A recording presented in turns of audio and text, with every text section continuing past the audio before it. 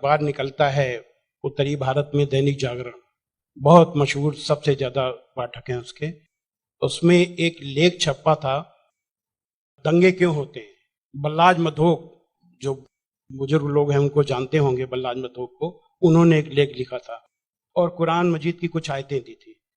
तो वो आयतें देखने के लिए कि क्या वास्तव में सही है कि नहीं, मैं इलाहाबाद में एक दुकान में गया और मौलाना फतेह मोहम्मद खान साहिब जालंधरी और मौलाना अब्दुल पारिक साहब की हिंदी का अनुवाद ले आया और उसमें हमने देखा तो वो कुरान मजीद की वो आयत वैसे ही मौजूद थी। तो मुझे लगा कि ये बात सही है और मैंने किताब लिखी, इस्लामिक आतंकवाद का इतिहास। बाला साहब ठाकरे को बहुत पसंद आई, उन्होंने उसका अंग्रेजी ट्रांसलेशन कराया, the history of Islamic terrorism के नाम से। बाद में एक सज्जन ने, अब मैं वहां आ रहा हूं कि मेरा सोच कैसे बदला। मुंबई के एक व्यापारी ने मुझसे कहा कि स्वामी जी, आप जो काम कर रहे हो उसमें फंड की जरूरत है, फंड आपको नहीं मिल रहे, आप ऐसा करिए, किताब इस्लाम पर लिखिए अमेरिका के लिए, कि वास्तव में इस्लाम से अमेरिका को खतरा है, तो आपको अच्छा खासा आपको वहां से रॉयल्टी मिलेगी, आपके सारे काम चल जाएंगे। लेकिन वो बड़ी किताब होनी चाहिए। उसको लिखने के लिए मैंने हजरत मोहम्मद सल्लल्लाहु अलैहि वसल्लम की जीवनी पढ़ी।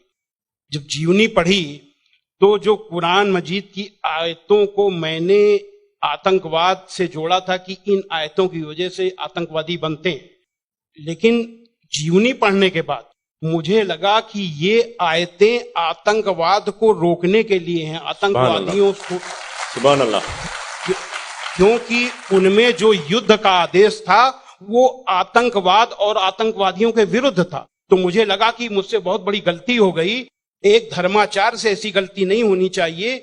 और वो गलती क्यों हुई? वो गलती का जिम्मेदार मैं नहीं था, उस गलती का जिम्मेदार अनुवाद करने वाला था, जिसने ये नहीं बताया कि आयत का मतलब कैसे समझें।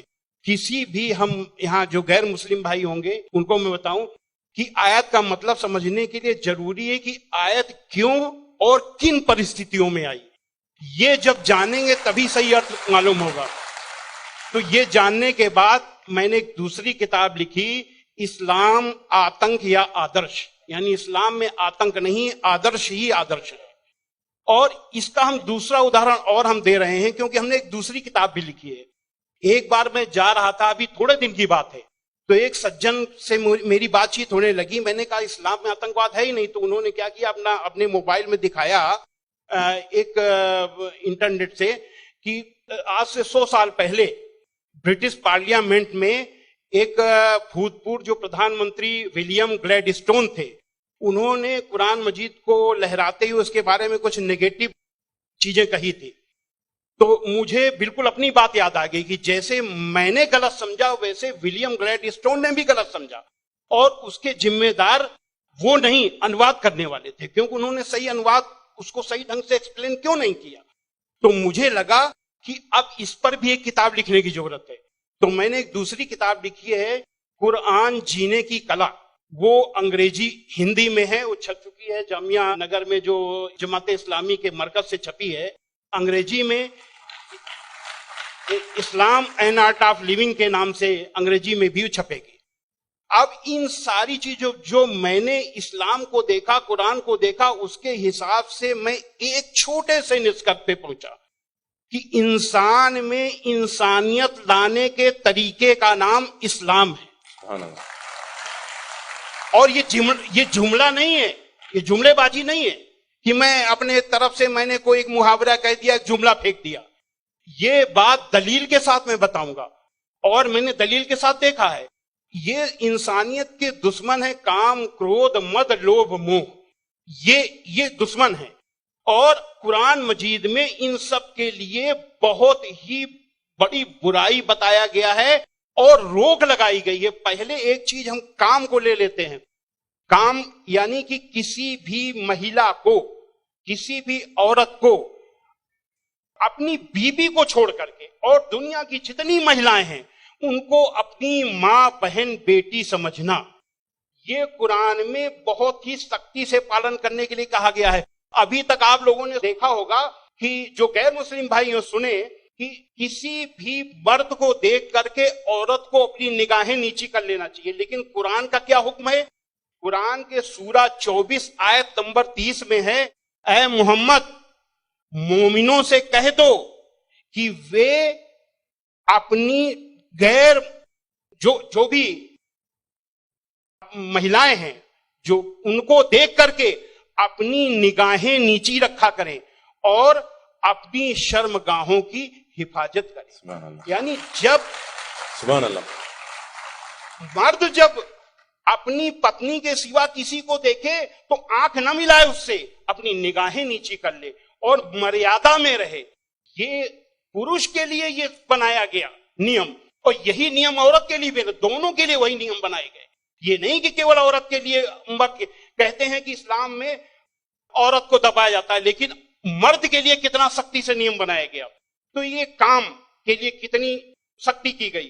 क्रोध, गुस्सा के लिए सबसे पहले गुस्सा का तरीका इस्लाम में इतना आसान बताया गया कि देख करके मैं सबसे ज्यादा प्रभावित हुआ। कहा जाता है अगर गुस्सा अगर किसी का रुक जाए तो वो पूरा संत बन गया, साधु बन गया।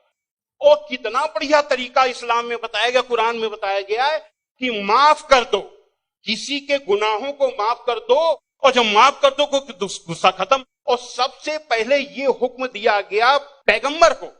सूरा 7 आयत नंबर 199 में हुक्म आया कि ऐ मोहम्मद माफी का तरीका अपनाओ और भलाई का हुक्म देते रहो और अज्ञानियों से किनारा कर लो। सबसे पहला माफी का हुक्म अगर आया तो अपने पैगंबर के लिए आया। और ऐसे लोगों को क्या कहा गया? सूरा 3 आयत नंबर 134 में अल्लाह का हुक्म है कि जो लोग तंगी और खुशहाली की हर हालत में अच्छे से अच्छा काम करते हैं और गुस्से को रोकते हैं और लोगों के गुनाहों को माफ करते हैं, तो अल्लाह ऐसे लोगों को पसंद करता है जो ऐसे अच्छा से अच्छा काम करते हैं।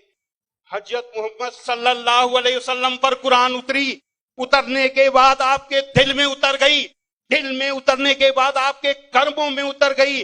आपके एक एक कर्म कुरान में अल्लाह के हुक्म के अनुसार हुआ करते थे। आपने पहले खुद अपने आचरण में लिया, अपने अखलाक में लिया, तब दूसरों को बताया। फतेह मक्का के दिन वो अबू सुफियान जो आपके खिलाफ मक्का की एक एक लड़ाई में आपका के खिलाफ नेतृत्व करते थे, जब वो सामने पड़े फतेह मक्का के दिन, तो हजरत मोहम्मद सल्लल्लाहु अलैहि वसल्लम ने कहा कि आज अबू सुफियान को माफी, और जो अबू सुफियान के घर में दाखिल हो जाए उसे भी माफी। आज जो अपने घर के दरवाजे बंद कर ले उसे माफी, जो मस्जिद में चला जाए उसे भी माफी। अब आप सोचिए, जिस मक्का में कदम कदम पे आपका विरोध था, कदम कदम पे आपके रास्ते पे रोड़े अटकाए गए, और जो 10,000 लोगों की फौज के साथ आप जब पहुंचे तो किसकी हिम्मत थी कि सामने होता? सारे के सारे लोग छिप गए। जब हजरत मोहम्मद सल्लल्लाहु अलैहि वसल्लम ने देखा कि कोई नहीं दिखाई दे रहा, तो बहाना बनाया माफी देने का। ये बहाना क्या बनाया कि जो यहां चला छुप जाए उसे माफी, जो वहां छुप जाए उसे माफी, जो वहां छुप जाए उसे भी माफी।